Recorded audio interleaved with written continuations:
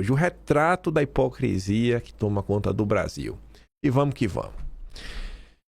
Começando com a nossa... Ah, não, eu pensei que era a Daniela Lima. Já olhei rápido aqui, eu falei, ai, botei Daniela Lima já no início, calma. Ainda não é ela não, me passei. A UOL ontem de manhã cedo vinha falar o seguinte: indignação de Lula com Toffoli respinga em aliança estratégica com o Supremo. Desconforto que o caso Master gerou entre Lula e o Toffoli ameaça ter um efeito colateral e acabar respingando na relação entre o Palácio do Planalto e a ala política do Supremo. Do lado de Toffoli, a desconfiança paira sobre o papel de Lula na condução da PF nas investigações sobre o Master e seus tentáculos. Teria a PF avançado sobre as relações de Toffoli e o Paquito sem o consentimento de Lula? Óbvio que não, né, gente? O efeito colateral desse estado geral de animosidade pode acabar por deteriorar a mais estratégica aliança do terceiro mandato de Lula. A ponte construída com a ala política do Supremo serviu de contraponto à relação tormentosa com o Congresso. Contraponto, né? Assim, resolvendo as coisas na canetada, passando por cima do voto de todos os brasileiros. Porque o parlamento é para isso, né? É para a vontade da nação ser colocado em pauta. Mas Lula não aceita e aciona o Supremo. Essa percepção de que a coisa não tá muito bacana entre Lula e o Olimpo não é algo a ser desprezado, porque perceba, primeiro, essa jornalista de bastidor lá do UOL comenta, né, a Thaís Bilenque, e depois a Clarice Oliveira traz mais informações sobre isso. Talvez ela leu essa nota lá no UOL, ela viu e falou, vou falar aqui com os meus contatinhos no Planalto, meus contatinhos petistas. Decepção e traição. As conversas de Lula sobre Toffoli, segundo aliados. Clima pesado, decepção, traição. Com esses termos e outros até mais ácidos, com direito inclusive a palavrões, alguns dos aliados mais próximos do Lula resumem o sentimento dele em relação ao Toffoli. Relatos feitos sob forte reserva dão de conta que Lula sinaliza uma ruptura definitiva com o antigo aliado, que devela a cadeira de magistrado na mais alta corte do país. Lula afirma, um desses aliados fala em traição altíssima. Aí vocês perguntam, traição pelo quê? Papo furado dessa história aqui, lá da Lava Jato, Lula fica querendo vender esse papo aí, mas eu acho que não tem nada a ver com isso, que diz, que lá atrás, que o Lula que fez umas coisas, o Toffoli não deixou. O ponto central da insatisfação do Lula tá ali, ó. O que ocorre no entorno do Lula é que a sucessão de acontecimentos do caso Master cria um problema adicional para o governo, diante da largada de uma campanha eleitoral que promete ser difícil.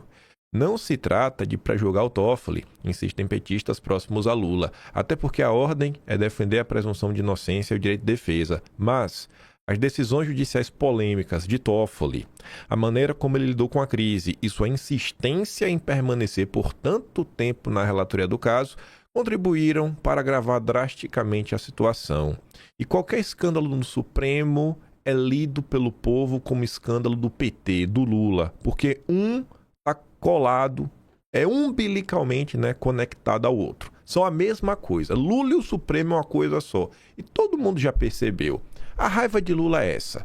É porque Toffoli está atrapalhando o projeto político dele. Aí, Dom Pedro III, a lenda, não gostou das entrevistas que o cara aí da Unafisco concedeu nos últimos dias e já mandou a Polícia Federal ir atrás do homem. Hoje ele tem que depor para se explicar, rapaz. Aquelas falas antidemocráticas que eu falei que eu discordava. Falas antidemocráticas, inaceitáveis. Tá ali, ó. Dom Pedro III manda a Polícia Federal intimar presidente da Unafisco após críticas ao Supremo. Dom Pedro III determinou que a polícia vá atrás do educador Unafisco, o Kleber Cabral, para que ele preste esclarecimentos sobre as declarações dadas à imprensa ao longo da quarta-feira, dia 18. Ele foi intimado a depor nesta sexta, às 3 horas da tarde. Por mim, ficar até preso, para aprender que não se brinca com a democracia nesse país. Piada à parte, né? Capaz desse cara ser até bolsonarista. Para falar o que ele falou, quer dizer, bolsonarista não deve ser, que se ele fosse bolsonarista, ele estava mais ligeiro, né? Deve ser um cara de direita, até que pode ter gostado do Bolsonaro. Mas se ele acompanhasse a política mesmo pra valer, ele sabia que tem limites que não dá pra cruzar, né, irmão? Se você cruzar, vai dar ruim no Brasil. Não tem esse papo de liberdade de expressão, já ficou pra trás. Uma das entrevistas, por exemplo, foi à CNN, em que ele disse entender que não havia indícios de que o auditor-alvo de Dom Pedro III na Operação de Quarta efetivamente vazou dados. A outros veículos, ele chegou a dizer que gera mais temor aos servidores da Receita investigar o PCC do que o Supremo, né? Na verdade é o contrário. Você atrapalhou aqui. Ele falou que o que gera mais temor, né, é investigar a corte do que o PCC. Colocou aqui na ordem errada aí. Quem foi? Foi o Caio Junqueira. Escreveu rápido. Você atrapalhou, viu? Na quarta, a Unafisco também divulgou uma nota crítica à operação. Ele disse, por exemplo, que a entidade manifestava preocupação com a operação e que é preciso observar o devido processo legal, a presunção de inocência e a proporcionalidade das medidas adotadas. Lembrou também que em 2019, também utilizando o inquérito das fake news, Dom Pedro III afastou 2 auditores fiscais acusados de vazamento de informações fiscais de parentes dos ministros do Supremo e que, posteriormente, a acusação mostrou-se sem nenhum lastro probatório, tendo sido os 2 auditores fiscais reintegrados. Aí a Daniela Lima, aí sim, né? Dom Pedro III dobra a aposta sobre vazamento de dados no Supremo. O colunista afirma que ele mantém postura firme e que as críticas ao seu protagonismo não devem cessar, mesmo com o apoio da PGR. O Supremo deu diversas demonstrações e o Dom Pedro III também é conhecido por ser alguém que não tem apreço ao recuo. Veremos que ele dobrou a aposta. Ele triplicou a aposta. Quádruplo ele não vai parar nunca. E só para pontuar um negócio ali da questão anterior, vou mostrar aqui para vocês. Eu acho que tá aqui. Vendeu, tá aqui para não dar de cara, né? Esse aqui é o Atlas de dezembro. Aqui, ó. Terceiro capítulo do Atlas de dezembro, A Origem do Mal. Quando você clica aqui, a gente abordou isso aqui em dezembro. O Ivanildo fez um pequeno resumo do nascimento do inquérito das fake news, que é a história lá, né? Dom Pedro III suspende a investigação da Receita sobre 133 contribuintes. Aí, ó, mandou afastar 2 servidores. Aí o tempo foi passando. Deixa eu ver se aqui é a parte. A investigação. Aí, ó, a Unafisco, olha mesmo Unafisco, ó. Dom Pedro III viola tratado internacional e afasta 2 auditores. Aí comentávamos. O TCU descarta legalidade em ação que gerou a punição do auditor. Vai estar alguma dessas duas aí falando que eles foram reintegrados. Nota, sindicato. Aí, ó. Luciano Castro e Wilson Silva eram servidores concursados, entregavam encriptos, tiveram que entregar nacional. 3 meses depois foram reintegrados pelo Dom Pedro III. Em 2020, o TCU apontou legalidade, legitimidade e eficiência da investigação. O trabalho estava correto, mas foi descartado. Aí a gente comenta lá as coisas que aconteceu, tudo mais. Tá lá. Comentamos sobre isso em dezembro. Não é a primeira vez que a Unafisco entra em campo para defender auditores em um processo relacionado ao inquérito das fake news, né? Esse é o Brasil. Veja como as coisas se repetem. Só que de uma forma até pior, né? Porque agora o cara da Unafisco vai ter que prestar esclarecimentos ao longo do dia de hoje. Quando a Daniela Lima fala que Dom Pedro III vai dobrar a aposta, essa aqui foi a matéria que chamou minha atenção. Eu vi que ela circulou ontem a manchete. Algumas pessoas postaram. Eu vi mesmo, por exemplo, a PAN postando a manchete, né? Mendonça versus o atropelador geral da República. Aí sim, a Maria Cristina Fernandes tá falando do Careca. Valeu. Carequinha atropelou a Receita, a TCU, servidores, Fachin e finalmente André Mendonça, que, se não o enfrentar, perderá a autoridade como de relator do caso Master. Essa matéria, além de relembrar os absurdos que estão acontecendo, o absurdo do uso do inquérito das fake news, a parte interessante, e por isso que eu digo, tem que ler a matéria até o fim, por mais óbvia que pareça ser.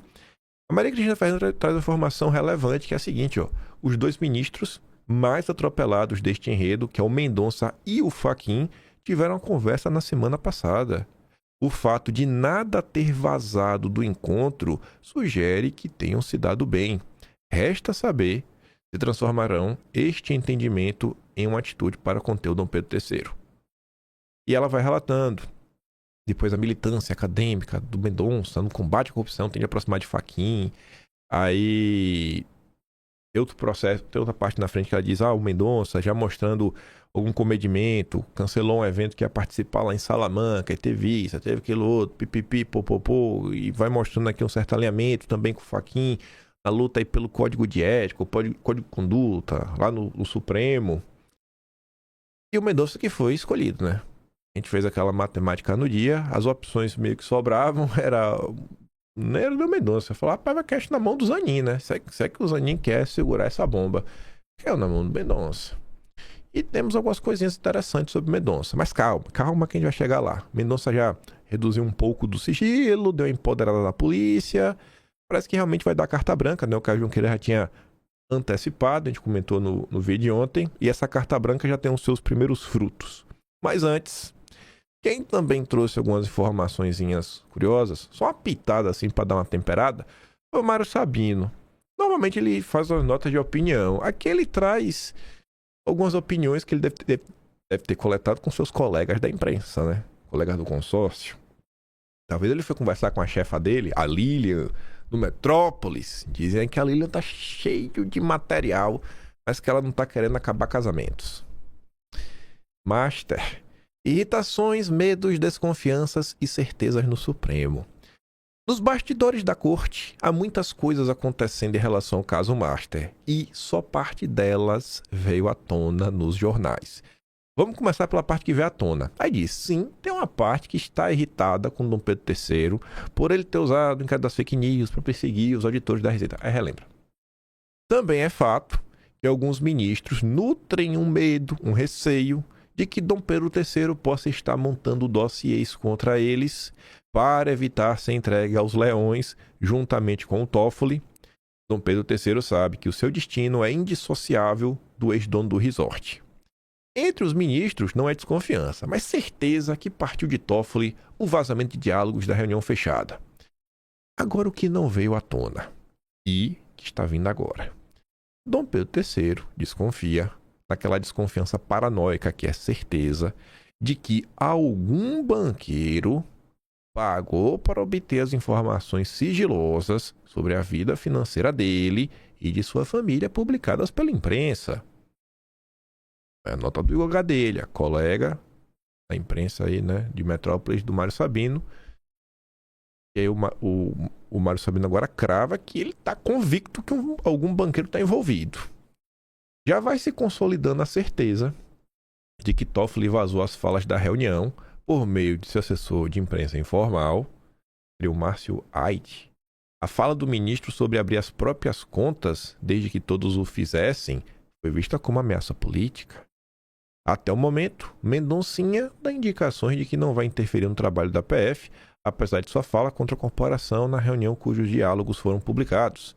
É enorme a preocupação com o que poderá ser revelado sobre as festinhas de arromba que o Paquito organizava. Mais do que os escândalos financeiros, um escândalo amoroso é visto como especialmente desastroso para o que resta de reputação do Supremo. A festa que mais preocupa é a que aconteceu em Trancoso em outubro de 22. E contou com muitas dezenas de mulheres contratadas para entreter as poucas dezenas de convidados. A equipe do Supremo Futebol Clube joga menos coesa, embora continue favorita para vencer o campeonato. E sobre essa festinha? Apuração da Jussara Soares. E eu começo exatamente com você, Jussara, porque a investigação está chegando agora nas festas, está chegando nas imagens, e daqui a pouco a gente vai saber dos convidados dessas festas. Como é que está o clima em Brasília com essa possibilidade de termos esses vídeos expostos? Boa noite, Márcio, Caio e todo mundo que está aqui com a gente hoje. Olha, a grande preocupação dessas pessoas que algum dia foram convidadas de Daniel Vorcaro para estar nessa casa lá na praia de Trancoso, na praia dos nativos em Trancoso, é que tenha registro de imagens desse circuito interno que a repórter Thaisa Medeiros mencionou há pouco. Márcio, qual que é? Registro de imagens. Imagina, né? Se coloque no lugar desses caras. Os caras não sabem se tem foto. Imagina se tiver a foto, ainda Só de ter a foto, cara, não tem o que explicar. Você tava lá. Você tava lá. A não ser que a sua relação com sua mulher seja um negócio muito aberto, já deu errado. Já, Maria, você não sabe nem o que vai falar. Vai ser aquela coisa toda, né? Agora eu te pergunto, imagina se a foto que tiver lá ainda for um negócio assim que fala, meu Deus do céu, fi. É mesmo, tu tá fazendo isso. Tá todo mundo nessa, né? Acho que vocês estão ansiosos, eu também. Rezando aí pra alguma coisa aparecer. Fé em Deus aí. Algum jornalista louco da cabeça. Sem amor pela própria vida. Talvez tá aí, sei lá, com desejo de ficar preso por uns dias, né? Porque vai acabar sendo preso quem divulgar esse tipo de coisa. Mas quem sabe, né? Quem sabe aí aparece algum material, nem que seja censurado, né? Bota um borrão assim pra gente não saber o que tá acontecendo. Mostra só a carinha, dando risada, chorando, que não vai estar, né? Se bem que, às vezes tá falando a cara de gemido, vai saber. Grande questão, a grande preocupação é que em algum momento, inclusive os proprietários desta residência possam ter ficado com essas imagens todas. Aí sim é a grande questão. O que eles dizem, né, segundo eu pude apurar, que estão um pouco mais tranquilos neste momento, é justamente o fato de que não há registro em celulares e nem de foto nem de vídeos. Porque, como também a gente já trouxe aqui, havia toda uma recomendação de que todos os convidados deixassem do lado de fora os seus celulares, não entrassem. Então, essa é o único cuidado que eles tomaram. Mas a grande preocupação agora, com o avanço das investigações, é que essas imagens dessas festas tenham ficado armazenadas. É o grande cuidado agora dessas pessoas, como o pedido de investigação é para tentar identificar quem foram os eventuais magistrados e políticos, autoridades que estiveram nessas festas patrocinadas por Daniel Vorcaro. E, Márcio, eu também conversando com pessoas que inclusive conviviam com Vorcaro, eles me dizem o seguinte, que Vorcaro tinha um grande estilo ali, um estilo de fazer festas com muita ostentação, esbanjar mesmo.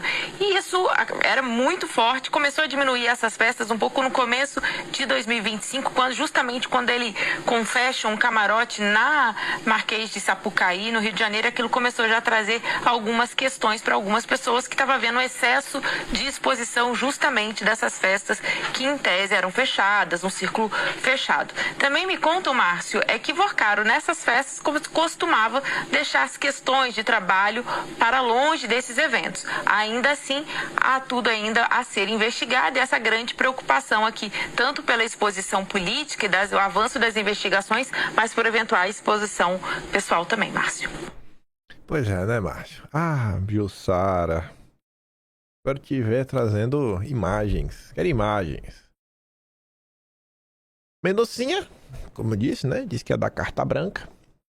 Mendonça reduz sigilo de caso, né, do Master e dá mais autonomia para a PF nas investigações.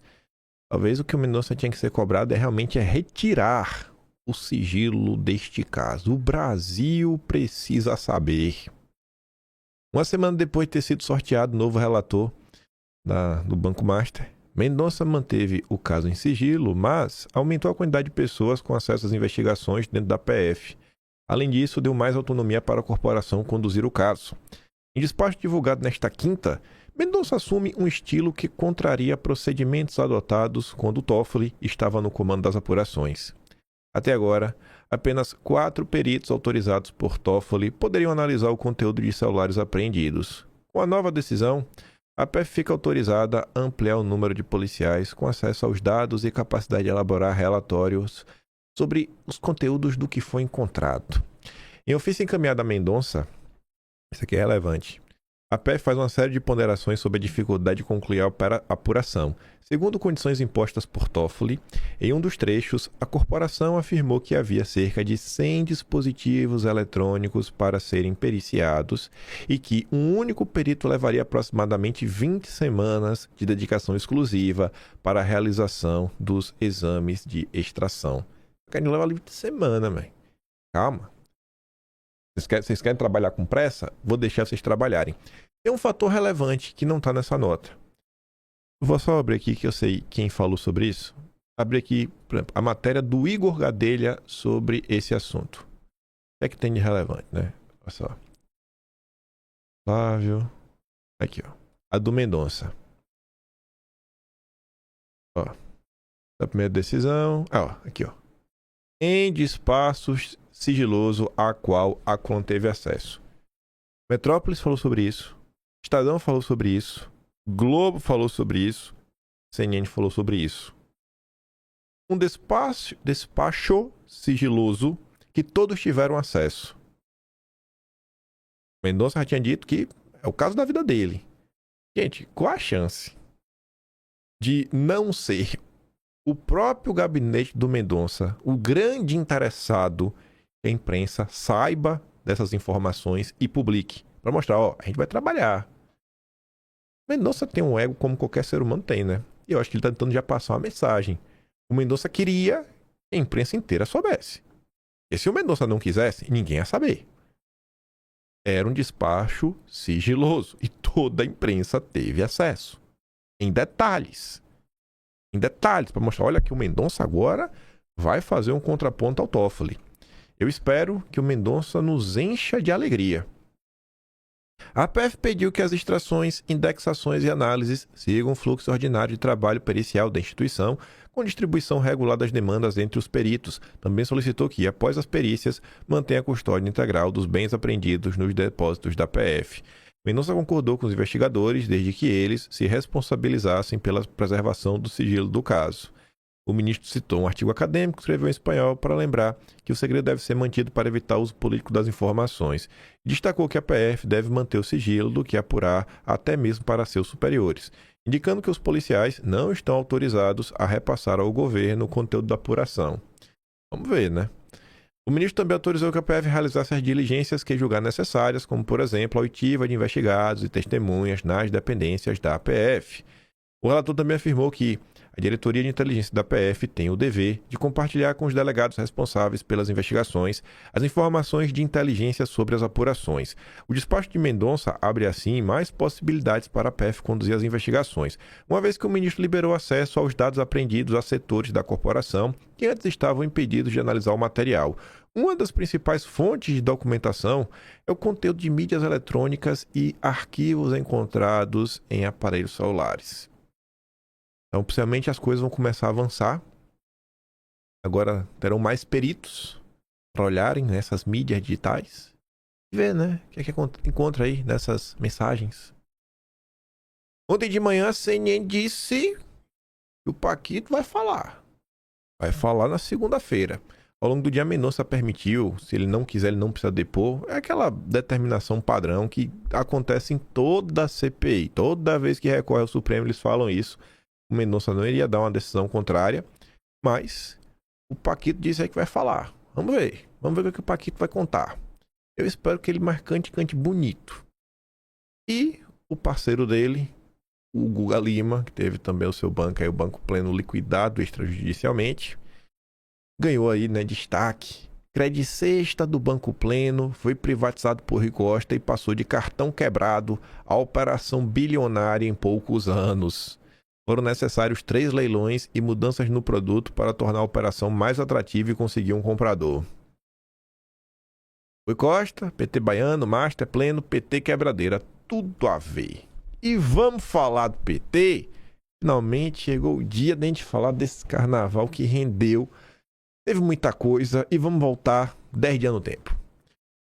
9 de janeiro, na verdade dia 8, lá do Jardim publicava. A estreia de Janja em carro alegórico na Sapucaí é desaconselhada pela ala jurídica do Planalto. Já começava a rondar na imprensa, uns 10, 12 dias atrás.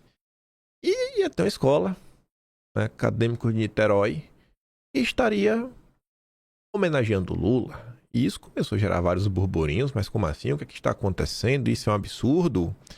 E, gente, parece que o PT, Lula, Janja, eles sabiam disso há muito tempo. Muito mais tempo do que as pessoas podiam esperar e que a imprensa vinha noticiando. Talvez desde 2025 e tem como provar. Não só por imagens, mas pela agenda oficial do Palácio do Planalto. Mas antes da gente chegar lá, começou, né? Tá estranho. Teriam de inelegibilidade. Óbvio que não vai ter, né? Porque Lula não é Bolsonaro. Já no início dessas confusões, a imprensa fez o papel dela. De maneira surpreendente, que nenhum jornalista do consórcio passou pano por os absurdos, nem mesmo o ex-ministro da Dilma, né, o ex-ministro petista Thomas Trauma, a gente vai chegar lá. Mas a turma do antagonista foi lá conversar com especialistas, advogados, e colocou ali, né, Wilson Lima. Bom dia, turma. Conversei com alguns advogados eleitorais e eles foram taxativos ao afirmar: se uma denúncia por abuso de poder econômico for julgada contra Lula com o mesmo rigor que determinou a cassação de Bolsonaro, Lula teria o mesmo destino. E coloca ali o link, né? Caso Bolsonaro abra margem para inelegibilidade de Lula por desfile. A AGU recomenda que ministros não desfilem em escola de samba que homenageará Lula. E não desfilaram. Ministros para mim ficaram de fora, que tá feio. E aí começou. Precavidos, petistas históricos repensam a ideia de desfilar na escola de samba que homenageia Lula. A escola vai apresentar o enredo Do Alto do Mulungu Surge a Esperança. Lula, o operário do Brasil. Bateu um certo medo de eventuais vaias. A turma mais precavida está preferindo abrigar-se no camarote de Eduardo Paes, onde estarão também Lula e Janja. Deu confusão, a filha de Lula saiu chorando, Janja botou pra filha de Lula chorar. Mas não acho que a gente vai falar sobre isso hoje. Aí, conforme se aproximando do carnaval, nem a turma da Globo News conseguiu segurar. André Sadi, integrante do judiciário, vem em risco de desfile sob Lula parar na justiça eleitoral. Por quê, né? Porque, cara, tá um absurdo. É um absurdo o que aconteceu.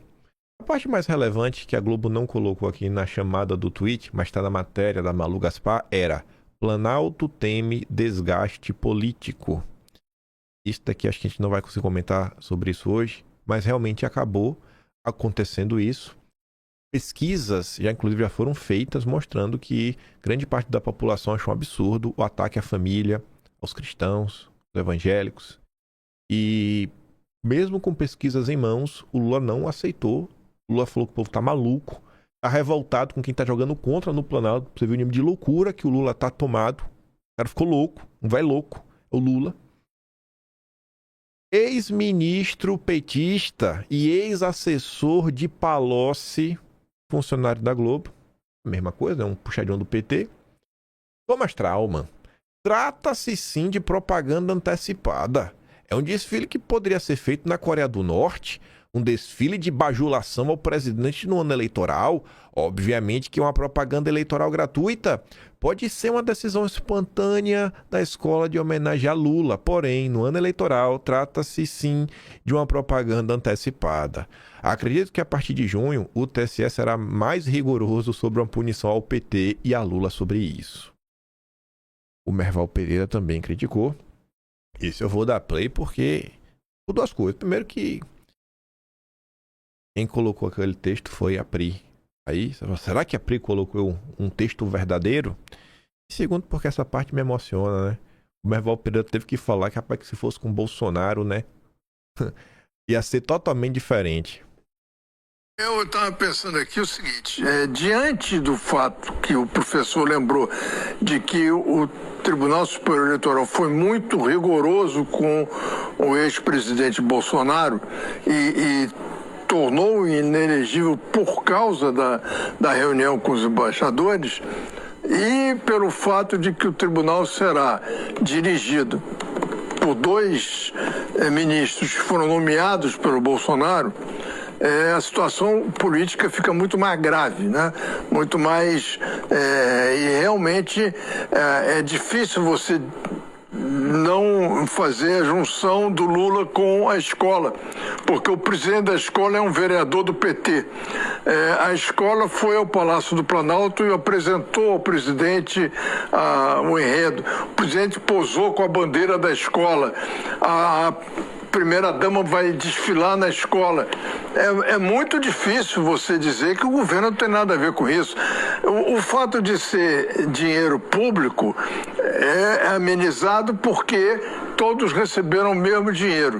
Mas quem usou o dinheiro público numa propaganda antecipada foi essa escola, não foram as outras. E tem uma até que vai fazer do Amapá. o Amapá deu 10 milhões para a escola Mangueira, eu acho. Mangueira. Isso. Ganhou 10 milhões. Não é possível. A gente está num clima tão ruim que o carnaval, que tinha problemas anteriores com bicheiros e tal, agora está tendo problema com político. A política está entrando nas escolas, a política partidária. Aí, do jeito que a política partidária está no Congresso, o carnaval vai ficar afetado, muito afetado, né? Pois é, né, Merval? Aí, vamos lá. Começando a falar da hipocrisia. Justiça nega ações de parlamentares contra enredo de samba sobre Lula.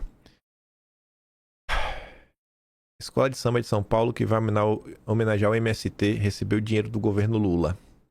Um PT vale tudo. Pode ter dinheiro, pode ter tudo, pode homenagear. A justiça finge que não vê. Aí agora as coisas começam a ficar mais interessantes. Até onde Lula sabia, até onde o entorno de Lula sabia, até onde a Janja sabia do que ia acontecer. É o que eu falei pra vocês, né?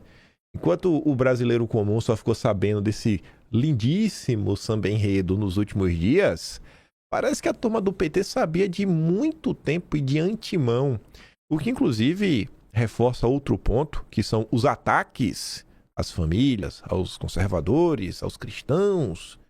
Poxa, se a turma sabia como é que ia ser o desfile, o PT teve vários meses para pedir pro pessoal, cara, não faz isso, e mesmo assim, lavaram as mãos. E teve uma notícia sobre isso no Estadão, que a gente não vai comentar hoje. Mas veja essa. Ontem de manhã, o André Chaltz e a Andresa Matais vieram nos mostrar valores que o enredo pró-Lula teve 9,6 milhões em reuniões no Palácio do Planalto. A Escola de Samba Acadêmicos de Niterói recebeu 9,6 milhões em verba pública para realizar o seu desfile deste ano, que homenageou Lula. Os pagamentos vieram da Prefeitura de Niterói, do Governo do Estado do Rio, do Governo Federal por meio da Embratur e da Prefeitura do Rio via Rio Tour. O governo federal se envolveu diretamente com o desfile. Janja esteve 2 vezes na escola, em 7 de outubro de 2025 e 7 de fevereiro deste ano. Olha só, antes do carnaval. Na visita de fevereiro, Janja ainda estava com a ministra Aniele Franco, que destinou sua agenda a acompanhar o último ensaio da escola. Em vídeo postado nas redes sociais, Janja e Aniele aparecem ao lado do presidente da escola, Wallace Palhares, fazendo L com os dedos. Aniele utiliza a mesma rede social para divulgar as ações de seu ministério. Olha que coisa maravilhosa. O presidente da Acadêmicos de Niterói foi recebido pelo menos 2 vezes no Palácio do Planalto nos dias 16 e 2 de outubro de 2025. As agendas oficiais mostram o encontro de Wallace Palhares com Gleisi, no 4º andar do Palácio. Como secretário de Relações Institucionais, cargo de Gleisi não tem nenhuma relação, com atividades culturais. E mesmo assim se encontrou com ele. A reunião do dia 16 teve ainda a presença de André Siciliano, que é do Rio de Janeiro, número 2 da ministra. Ele é responsável por tratar com deputados e senadores sobre liberação de emendas e indicações para cargos. Também participaram do encontro o namorado de Gleisi, o Lindenberg, e o vereador petista Anderson Pipoco, de Niterói. E aí você vê a imagem, olha lá, todo mundo fazendo L. Lula sabia o que teria nesse evento. Janja sabia o que teria nesse evento. Gleisi sabia. O cara tava lá em Brasília. Fazer o quê? Falar do carnaval apenas? Não ia contar nada? Lula foi pego de surpresa com esse samba enredo sobre ele. Lula não sabia de nada. Até o dia. Até quando a gente começou a saber. Aí, já que estamos fazendo L, aqui é o nível de hipocrisia máxima, que é o Dom Pedro III. Olha a valentia desse homem, né? E a Elisa fala, não é sobre o ato, é sobre quem pratica, é sobre quem pode tudo e quem não pode nada. O 7 de setembro de Bolsonaro foi tratado como ameaça à democracia e caçaram seus direitos políticos sem hesitar. Agora, desfile com exaltação explícita ao governo Lula vira espetáculo cultural. Vamos ver aqui Dom Pedro III.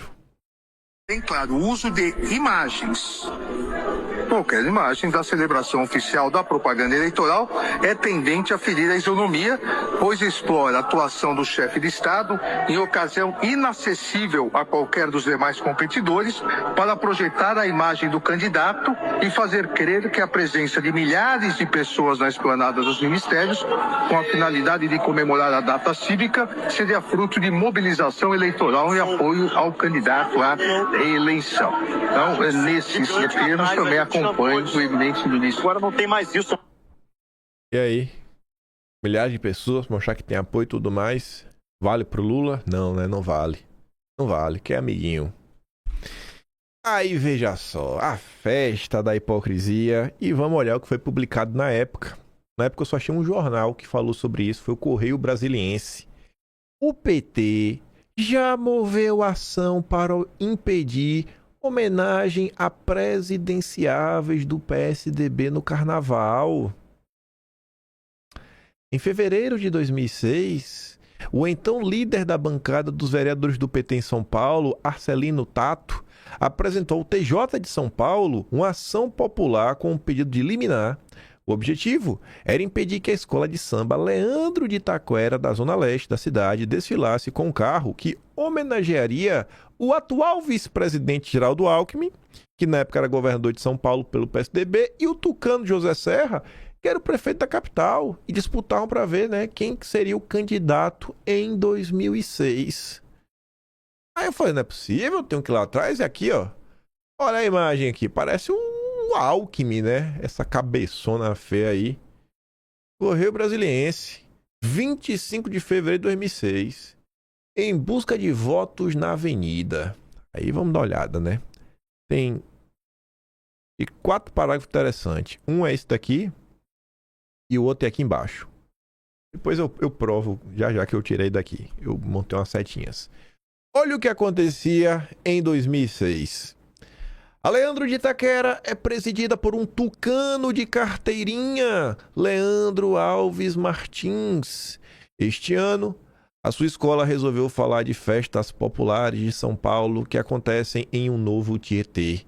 É uma forma disfarçada de mencionar as principais obras do governo Alckmin, o rebaixamento da calha do Tietê, que permite a revitalização das águas do rio que corta a cidade de São Paulo, além da referência à obra Sorridentes, bonecos de Alckmin, Serra e do ex-governador de São Paulo, Mário Covas, outro tucano, farão parte do desfile.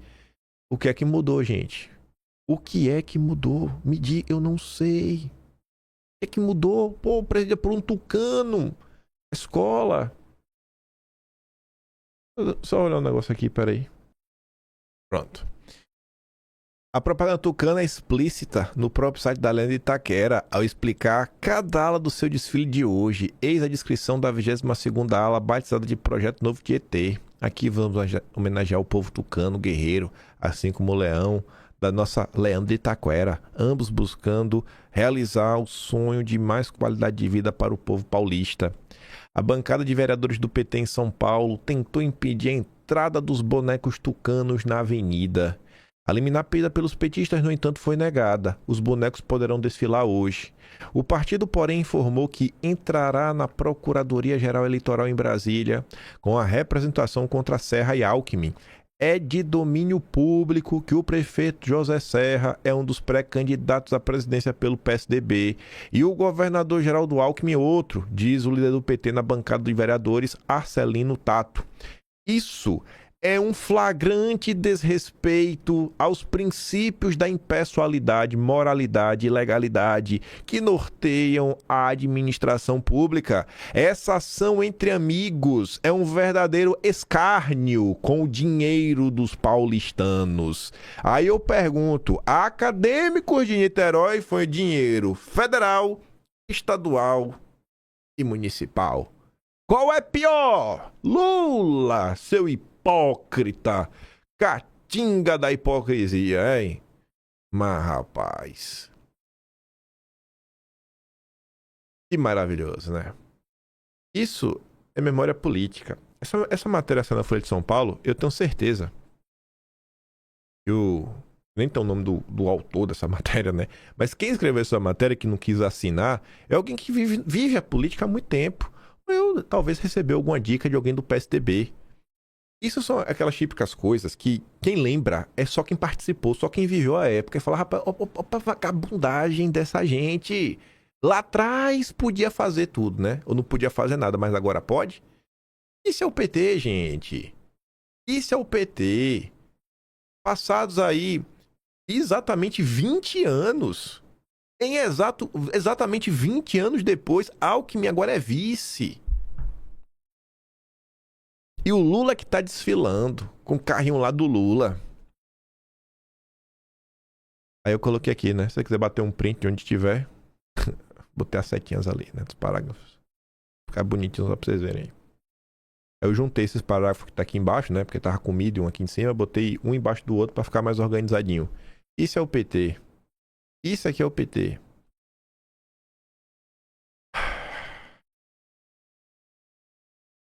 Coisas que saem na imprensa e que eu fico sem conseguir compreender, né? Como é que alguém tem coragem de assinar uma nota dessas? Fabiano Holanda disse: o recuo de gênero no desfile foi um bom sinal em meio ao caos. Gente, tudo tá acontecendo desse desfile de Lula, todos os absurdos feitos, todos os absurdos e os ataques à família. Apareceu um jornalista para achar algo bom para elogiar o PT. Tida justa ou injustamente como deslumbrada, Janja adorou aparentemente o papel de estrela de carro alegórico, tanto que chegou a participar dos ensaios. A questão é que o Brasil já é um pouco diferente de pelo menos há um semestre atrás. O momento não é mais de triunfalismo frívolo, haveria risco de vaias, prejuízo eleitoral e o receio falou mais alto. Por isso, quando se vislumbra que houve consciência de um limite de pessoas poderosa, é de se comemorar discretamente o recuo da primeira-dama de desfilar na avenida. Tem que celebrar, tem que comemorar isso. Tem que comemorar. O cara achou alguma coisa pra comemorar. Tá maluco. E aqui a gente comentou nos últimos dias, se você não acompanhou, o que aconteceu também, né? O Estadão, e aqui mostra também de forma clara como que funciona o consórcio. Quando eles querem falar a verdade, eles falam. Quando eles querem narrativa, eles também sabem como produzir. Os especialistas são sempre escolhidos a dedo. Vai ficar bem gritante isso quando você comparar essa matéria do Estadão com a matéria da Folha de São Paulo. O Estadão diz: participação de Lula em desfile pode configurar crime eleitoral? Veja o que dizem analistas. Aí o Estadão, né? Na avaliação da maior parte dos especialistas em direito eleitoral consultados pelo Estadão, o episódio não pode ser caracterizado como um abuso de poder econômico e político. O Lula não fez nada de errado. Aí quem que o Estadão escolheu para ser um dos especialistas? Simplesmente o advogado Valber Agra, que é o autor da AGE que tornou Bolsonaro inelegível. Foram pegar um petista. Ele avalia que a homenagem da escola não teve gravidade necessária para que Lula seja responsabilizado no TSE.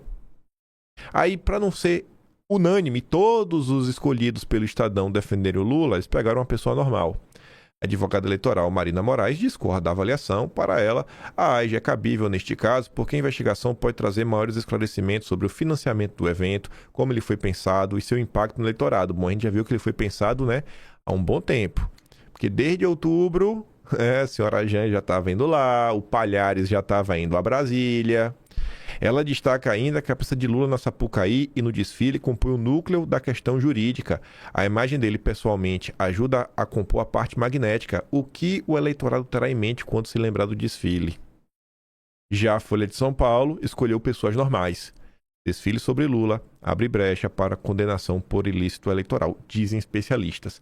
A Folha nem pergunta, veja o que dizem. Não, é ilícito. Estamos afirmando, gera ilícito. O desfile em homenagem do Lula gerou brecha para a condenação eleitoral na opinião de especialistas ouvidos pela Folha. Acabou. A maioria dos especialistas ouvidos pelo Estadão, como o petista que tornou Bolsonaro inelegível, acha que não tem nada de errado. Campanha de Lula na Sapucaí desafia a TSE a mostrar mesmo rigor visto contra Bolsonaro em 22. Esse episódio foi mais um episódio maravilhoso ao lado do Banco Master, para dar um tapa na cara em todos desses jornalistas que fingem isenção, fingem profissionalismo. Porque eles estão vendo o absurdo que eles fizeram com o país. Tudo isso que a gente está vivendo agora é fruto do que eles aprontaram em 2022. Os telões nada alegóricos logo na abertura do desfile anunciavam: o desfile se seguiria por mais de 1 hora com transmissão nacional na TV, seria menos sobre carnaval, sobre arte popular, sobre manifestação cultural. O roteiro era exaltação ao pré-candidato que disputará a reeleição. Num desafio claro ao TSE, fotos do mandatário em todas as suas fases da vida política eram exibidas em 4 telas que se alternavam na Sapucaí. O famoso digo de campanha estava lá: olê, olê, olá, Lula, Lula. Financiado com dinheiro público, o desfile não se preocupou com a legislação eleitoral. Elogios ao candidato, críticas e ironias a seus adversários, exaltação ao PT, o seu partido, artistas simpáticos à causa desfilando, um roteiro de marqueteiro de campanha. Bandeiras políticas que estarão na campanha e que já estiverem em outras disputas eleitorais foram exaltadas. Para que não ficasse dúvidas, um boneco gigante com Lula, com punho cerrado erguido. Por fim, o desfile do candidato ao lado de outro candidato na avenida, o Eduardo Paes. Os puxadores da escola nem precisaram pedir votos. Estava tudo lá, explícito e implícito a quem quisesse ver. A homenagem da Acadêmicos de Niterói a Lula colocou o TSE em clara posição de constrangimento. Os próximos passos da corte mostrarão o tamanho do descompasso entre a combatividade exibida contra Bolsonaro em 2022 e a benevolência dos tempos atuais. O desfile de Lula fez parecer brincadeira de criança, a famosa reunião de Bolsonaro com os embaixadores, punida pelo TSE por caracterizarem campanha eleitoral antecipada. Aí diz, para quem não lembra, Bolsonaro foi punido com inelegibilidade de 8 anos por abuso de poder político, uso indevido de meio de comunicação por reunião convocada com embaixadores. Mereceu a punição por lutar por mais transparência nas eleições. Isso é o Robson Bonin da Veja. Por falta de aviso não foi, aspas. Não parece ser um cenário de areias claras de uma praia, parece mais areia movediça. Quem entra, entra sabendo que pode afundar, disse Carmen Lúcia na semana passada. E ela segue falando: o Estado Democrático de Direito significa aplicação do direito a todos. Igualmente não pode ter um tratamento diferenciado nem nos termos da lei, nem nos termos da jurisprudência já aplicada por esse TSE. Lula e o PT ignoraram tudo e a todos. Uma demonstração de que nada do que possa sair do TSE intimidam o oportunismo eleitoreiro. A conferir o que acontecerá. Nada. Nada. Caio Junqueira, esse fez o L com força. Esse daí ajudou na divulgação da Carta da Democracia. Foi o primeiro jornalista na época a dar essa nota. Trabalhando em parceria com Josué Gomes, o sobrinho do Lula. Sobrinho em consideração. Foi o primeiro a falar da existência do Galípolo. As primeiras notas sobre Galípolo na imprensa foi do Caio Junqueira. Petistão safado. E paga hoje aí de direitista, né, Caio? Petistão safado. Lula testa a justiça eleitoral com desfile em sua homenagem. O desfile da Acadêmicos de Niterói parece ter sido feito pelo marqueteiro Sidônio, já que todas as principais bandeiras eleitorais do passado e da atualidade estavam presentes. Também estavam lá todas as principais críticas aos adversários do passado e do presente. Virou assunto na política em plena segunda-feira de carnaval e será um dos temas da política neste ano. No entanto, é difícil de imaginar que o TSE barre a candidatura de Lula. Uma das marcas da atual quadra da política brasileira é a aliança estrita entre Lula e o judiciário, algo que o petista parece agora querer testar. Nem a Eliane Cantanhede conseguiu passar pano. O carnaval de Lula vai virar espuma. E se fosse Bolsonaro, hein? Pois é, né, tia do disjuntor? A ida de Lula a Sapucaí e a homenagem que recebeu da Escola Acadêmicos de Niterói são daquelas coisas que levantam debate, muitas vozes de especialistas, defesa dos governistas e críticas a ações da oposição. Mas é tudo espuma. Pelo menos sob o ponto de vista jurídico. Só que a questão também é política. É evidente que Lula tirou uma casquinha eleitoral do maior espetáculo da Terra e a escolha ganhou visibilidade desproporcional na sua estreia no grupo especial. Mas fica nisso. Lula não deve sofrer punições, nem deve ter conquistado um único voto. E a escola corre o sério risco de ser rebaixada para a Série Ouro. E foi rebaixada. Diferentemente dos absurdos de Bolsonaro, a cada 7 de setembro, o governo se cercou de cuidados neste carnaval, segurou o ímpeto de Lula e Janja de participar do desfile e pautou o presidente, os ministros e toda a comitiva para ficarem de boca calada. Apesar disso, ninguém da oposição e do governo acredita que não foi um lance eleitoral. Óbvio que foi. Além de forçarem Lula e Janja a se comportarem direitinho, os assessores recorrem ao argumento de que o governo não usou dinheiro público na escola, além do que as demais receberam. Nem teve qualquer ingerência no enredo, nas aulas, no samba, nas alegorias da Acadêmicos de Niterói, que teria escolhido Lula apenas pelo seu passado e história, não pelo futuro. Bom, agora que se sabe, dias depois, que o Palhares esteve em Brasília, e desde outubro do ano passado a Janja já estava frequentando a escola, era mesmo, que não sabiam de nada. De nada. Interferir em nada. Acredite quem quiser.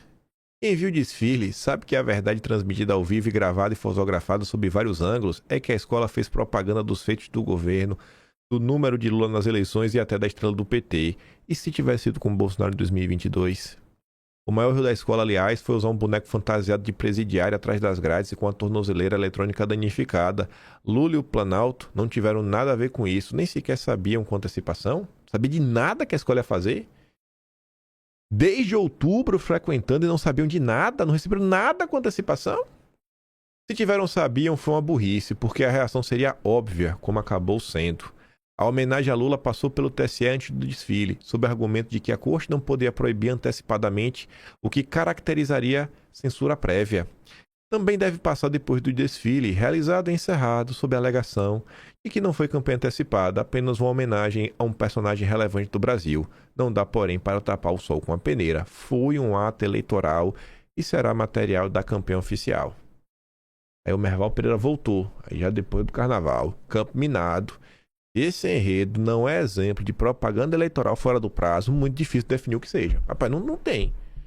Não dá pra fingir que todo mundo é palhaço, né?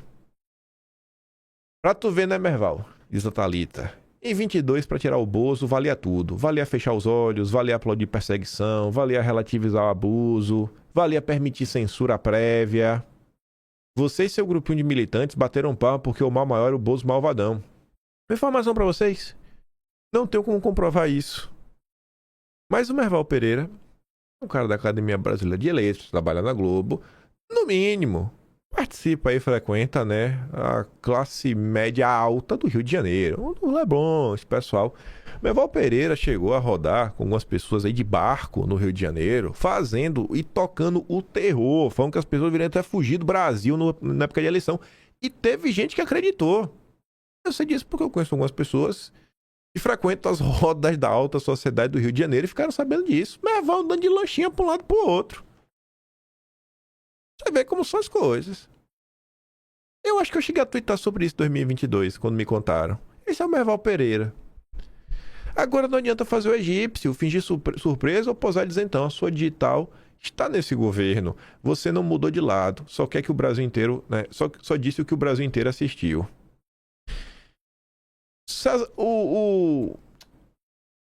Meu Deus do céu. Coronel Melo Araújo. Nossa, quase que não saiu. Eu ia falar Celso de Melo. Coronel Melo Araújo fez uma parada importante e tem um agravante positivo nisso daqui, que é o quê? Primeiro eu vou falar da notícia. Vice-prefeito de São Paulo diz que desfile pro Lula é crime, mas que ninguém acredita em justiça. Manchete maravilhosa.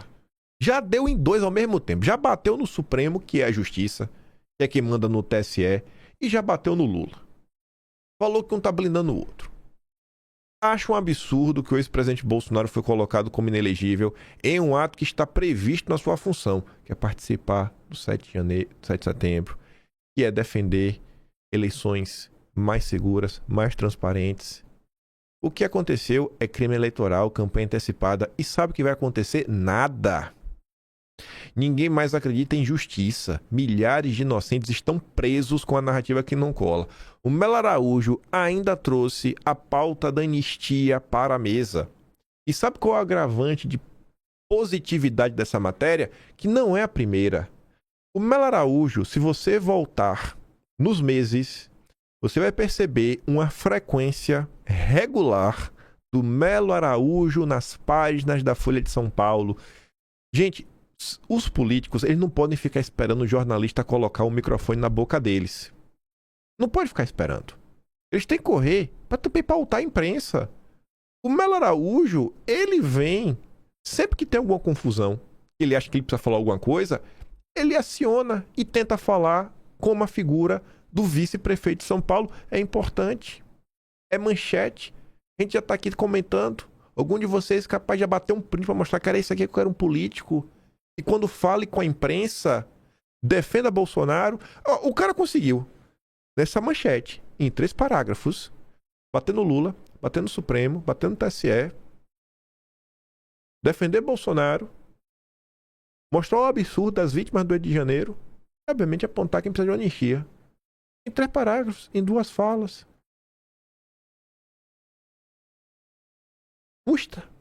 Custa a classe política fazer isso? Custa. Parabéns, Melo Araújo. De verdade, cara. Parabéns. Eu percebo que você faz isso, porque eu leio essa porcaria todo dia. E eu não sou o único que lê, né? Os assinantes da Folha de São Paulo, que são majoritariamente de esquerda, também leem.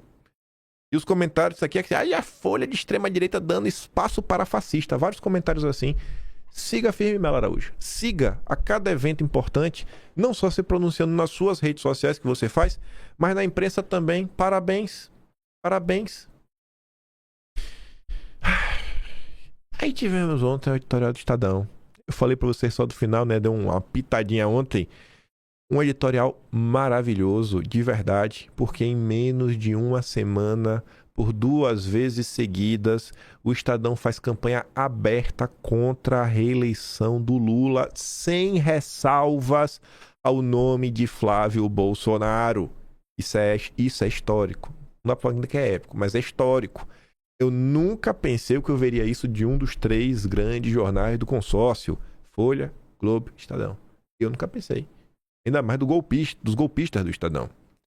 O samba do petista doido. A esta altura, pouco importa o que pensam os doutores da Justiça Eleitoral a respeito da flagrante antecipação de campanha eleitoral levada ao Sambódromo do Rio pela Escola de Samba Acadêmico de Niterói, na forma de homenagem ao Lula.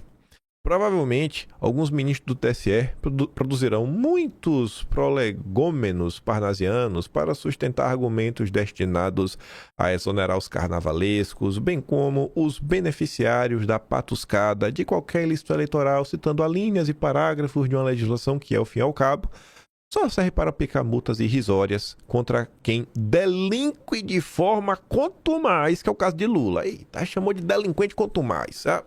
A da primeira.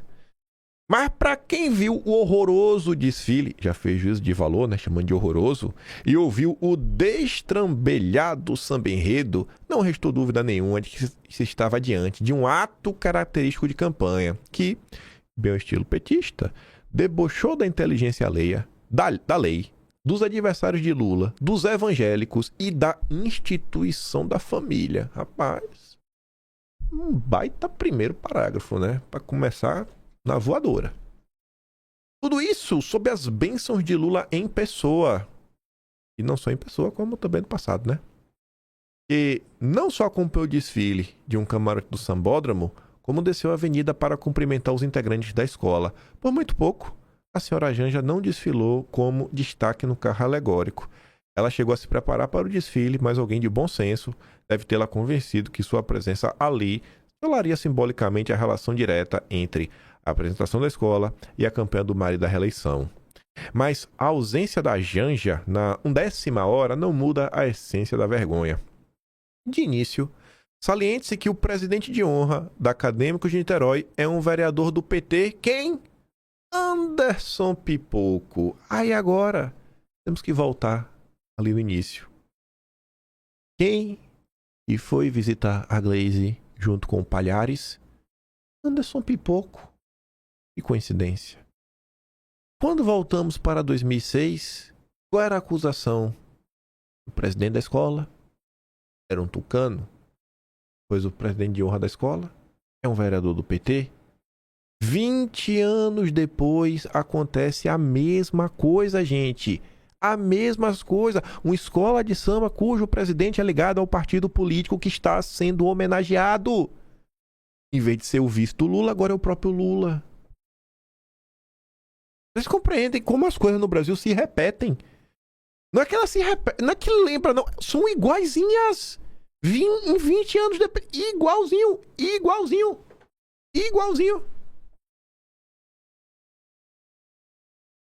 O que autoriza a supor que a escolha do tema da escola neste ano não tinha outro objetivo senão o de dar destaque à candidatura do Lula. Obviamente, como era de se esperar, Pipoco negou que o desfile tenha tido caráter eleitoral. O vereador petista disse que a escolha do enredo foi um gesto de coragem e audácia da escola ao decidir homenagear a trajetória de Lula. É difícil, mas vamos dar o benefício da dúvida ao senhor Pipoco. Digamos que o objetivo da escola fosse mesmo apenas celebrar Lula, que é de fato um dos políticos mais relevantes da história brasileira. No entanto, o desfile foi muito além de homenagem a Lula. Primeiro, destaque-se o carro alegórico que trazia o ex-presidente Jair Bolsonaro caracterizado como um palhaço preso. Depois, o integrante da escola, que representava o Temer, apareceu roubando a faixa de Dilma na encenação do impeachment. Ora, depreciar adversários políticos é coisa típica de campanha eleitoral. O fato de Lula aviltar seus adversários políticos todos os dias, mesmo fora da época de campanha, não muda essa realidade. Logo, será preciso muita ginástica hermenêutica para não ver nesses pontos do desfile a intenção de contrastar Lula com seus opositores, o que geralmente os candidatos fazem quando pedem votos. Por fim, mas não menos relevante, uma ala da escola de samba fantasiou-se de latas de conserva para satirizar a família tradicional. De quebra, esses personagens carregavam bíblias em clara intenção de debochar dos evangélicos. Nesse caso, parece óbvio que a ideia era menosprezar os eleitores conservadores, sobretudo os evangélicos, que, conforme indicam as pesquisas, vão continuar a votar contra Lula. E aí vai para os finalmente, que é a melhor parte de todas. Tudo isso, recorde-se, foi transmitido ao vivo pela maior emissora do país com enorme alcance, a Globo. Outros candidatos não tiveram nem terão a mesma oportunidade. É isso que caracteriza o desequilíbrio eleitoral que demanda a atuação da justiça. Esse desequilíbrio ficou tão evidente que o próprio governo mandou seus ministros se abstivessem de participar do desfile. Ora, se não havia nada de errado na apresentação da Acadêmicos de Niterói, os ministros e o próprio Lula deveriam ter sambado, cantado samba-enredo a plenos pulmões em agradecimento à tamanha deferência. Se não o fizeram, é porque sabiam que se tratava de escandalosa propaganda eleitoral passível de punição. E aí tá lá. Por ora, o único castigo foi o rebaixamento da escola. E que seja um presságio. E que o castigo do Lula tá chegando. O castigo de Lula vai vir da mão do povo brasileiro com fé em Deus. Eu quero estar com Bolsonaro na posse. Isso é o PT. Governo vê mais danos políticos do que jurídicos com desfile sobre Lula. A leitura de interlocutores do presidente, que, ala de neoconservadores em conserva, crionizava setores da sociedade como grupos evangélicos, pode afastar um segmento que o PT tenta desde sempre se aproximar sem sucesso. Um aliado de Lula relatou à CNN, por exemplo, que recebeu uma ligação de uma liderança evangélica que era próxima ao bolsonarismo e se converteu ao lulismo, reclamando desta ala, deve ser o Tony de Paula. A leitura também que a reação nas redes sociais foi majoritariamente negativa. Essa era a deixa para a gente falar dessa ala em específico e desses impactos eleitorais. Mas fica somente para amanhã. Ou se não, vai pro Atlas. Vamos ver o que... Porque hoje é sexta-feira, né? Hoje é sexta aí. Vou ver aqui se tem alguma notícia, por hora não. Só abrir aqui a página da Globo, só por via das dúvidas também, ver se tem alguma coisa assim muito absurda aqui, ó. Até botar assim na tela. Não, tem nada ainda, ninguém preso. Malu Gaspar não foi presa ainda, não sei se vai ser presa, né? Vamos olhar aqui também, nada. Então, é sexta-feira, né? Sexta-feira a gente nunca sabe o que é que pode rolar. Vamos ver o que vai sobrar pra gente falar amanhã. Além disso, tem umas confusões aí também eleitorais do Lula, o vice lá do MDB, algumas coisas ligadas ao Flávio Bolsonaro, seu potencial eleitoral, tanto lá a questão da Atlas Intel, quanto a fala lá do cara do PT, e as confusões da direita. Não sei se vocês estão na rede social, mas estão me chamando pra dançar, né? Aí você sabe. Depois eu respondo, aí o povo chora. Eu tô quieto, tô na minha, tô tentando comentar dos assuntos. Aí estão me enchendo o saco, Depois se eu falar, Aí não pode chorar, viu? Não pode chorar. Não pode chorar. Não pode surtar. Eu tô quieto. Eu estava quieto, né? Eu já tô começando assim a pensar. Vocês estão querendo uma respostinha. Mas, enfim, vamos ver o que é que nos aguarda o dia de hoje.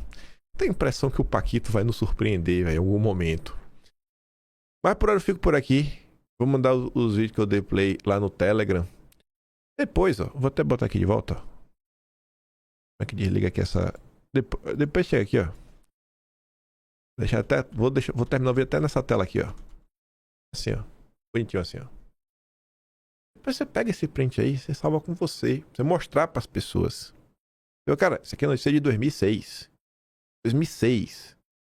Está disponível na Biblioteca Nacional. Você mostra pras pessoas que você conhece. Essa notícia é de 20 anos atrás. Aí você pergunta o que é que mudou. Você mostra ali a foto do boneco do Alckmin. O que é que mudou? Bate uma foto aí, bate um print. Não tem com você. Esfrega na cara do petista no teu trabalho. E agora, irmão? Qual a justificativa? É o próprio PT que está defendendo isso. Inclusive, eu não sei como é a ação, porque o PL vai entrar com a ação aí, acho que o Novo entrou com a ação. Eu não sei quais são os argumentos, mas eu acho que cabe, né? É bem possível incluir exatamente isso. Os partidos políticos de direita e as pessoas que estão incomodadas deveriam usar o próprio PT como exemplo, que os próprios petistas acreditam que esse tipo de ação merece punição. Ali, ó. 25 de fevereiro de 2006. Escolha meu trabalhinho, quiser dar um pouco mais também. Pode ser um membro do canal, tem um botão de valeu, tem um Patreon na inscrição e tem o Atlas Brasileiro, kimpaim.com.br.